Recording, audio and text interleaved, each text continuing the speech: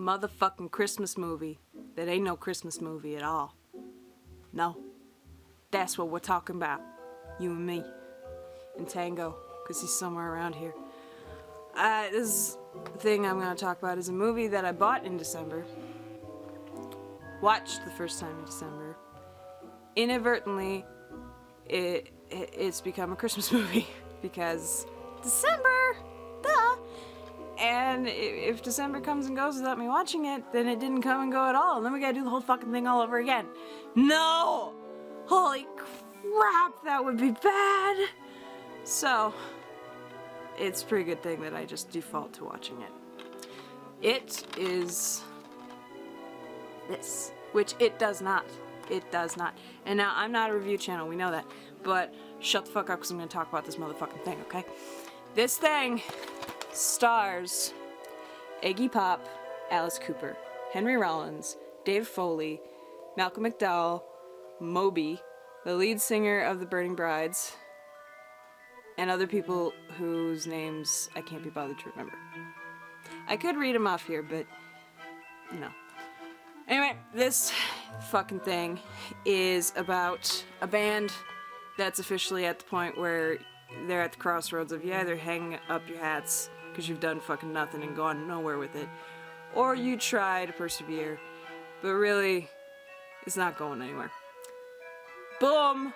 Boom, boom! The bass player, this hot bitch right here, turns into a vampire. And all of a sudden, people are showing up to the gigs, all of a sudden it's cool and kooky, but also all of a sudden, death and murder is happening all over the place. And the roadie, poor Hugo, the little French Canadian, who is made fun of for being French Canadian so many times throughout the fucking movie. It's a Canadian film, BT dubs. It's not Americans picking on the world again. In fact, it's the opposite. There's at least 4 different jokes that I can remember against Americans, which is totally cool with me, but whatever. Him doing all sorts of Renfield stuff, and all of a sudden he's always covered in blood, and it's just all sorts of weird shit. Weird shit going on. And P.S. Moby plays a character named Beef, who is the lead of a band called Secretaries of Steak. If you want to know the significance behind that, Moby, in real life, is vegetarian. Ha! Anyway, this fucking movie is fraught with rock and roll imagery. I think the cinematography is really, really good. The acting, as far as I'm concerned, is fantastic. But what sells it, what brings it home, is the fucking music, man. There's actual music in here. Like a movie about a band that's got actual music, and the actual music is good. What? And honest to goodness, it's billed as a horror comedy.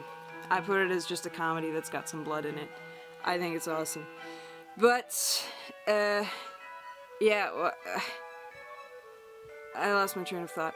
Oh, another thing, gamers, you might like this, because at one point, they're in Iggy Pop's recording studio, which is very much a scary junk shop, and at one point, one of the characters looks at another one and says, "Dude, this thing looks like it runs on a Commodore 64. I never noticed that joke before till this shit happened. Then I understood it. Like, I understood sort of the context, but I was like, okay. See, they get you. It's totally cool.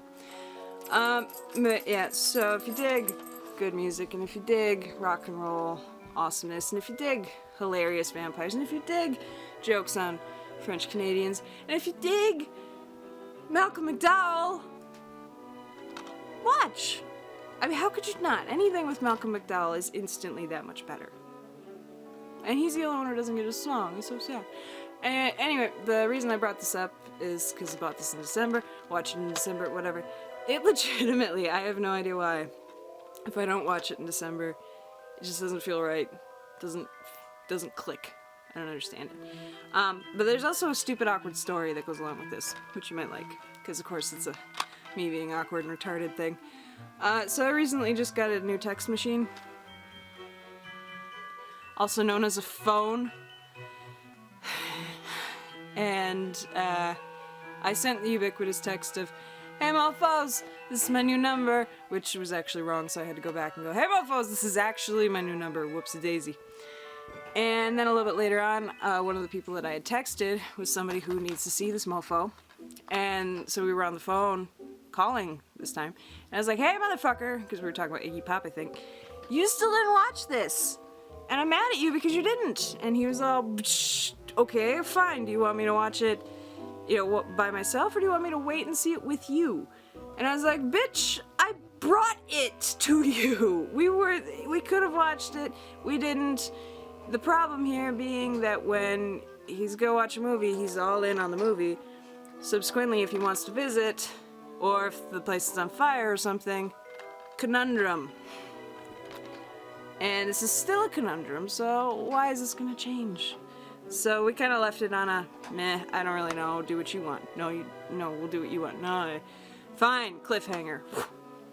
So a couple hours later, I decide, you know what, wait on watching Suck until we're together, and then if I have to strap you down Lodovico style, who could tell me what that means?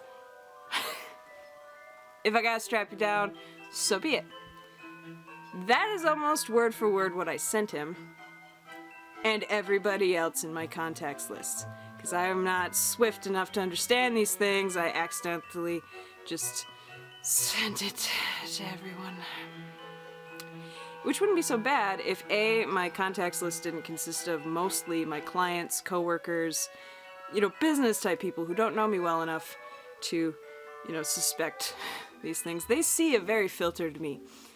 And also if anybody other than 2 people in that list knew that Suck was not a porno. And the fact that I talk about strapping someone down, a lot of them haven't watched or read A Clockwork Orange. And the ones who have, it's not enough of a common term in their lives to automatically get it, so yeah. So if you decide to endeavor to watch this, I highly encourage it, and more so encourage you to at least check out the soundtrack. But, if you're gonna talk about it with people, glasses are falling down, maybe put the preface of the vampire rock and roll movie, Suck. Or the hilarious horror comedy, Suck. Otherwise they're gonna think you're talking about naughty movies. Which could be okay too.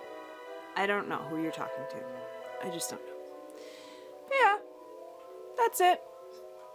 What are some of your Christmas movies that aren't actually Christmas movies at all? Because there's no fucking Christmas in here whatsoever. At least I don't think there is. No. Gravity, I will conquer you. Just not to... Got it!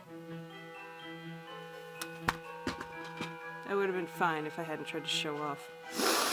Story of my life. Okay, I'm gonna go now. My nose itches and this is the product of waking me up from a nap prematurely. By the way. With an obnoxious ringtone that I chose and set on my stupid text machine. You know the sad part? Time out. The reason a lot of people don't know about this movie, which disappoints me and makes me so sad, at the exact same time that this was released, there was a Twilight spoof called Vampires Suck. Like, at the exact same fucking time they were released. This didn't have a chance to stand on its own. It was poorly marketed. Makes me sad! Sad, I tell you! Though that sounds more like mad. My dogs are itchy, and I need some water, so I'm gonna go. Actually, I need more sleep. But I get to go see The Hobbit next, so... I'm sleeping! Bye.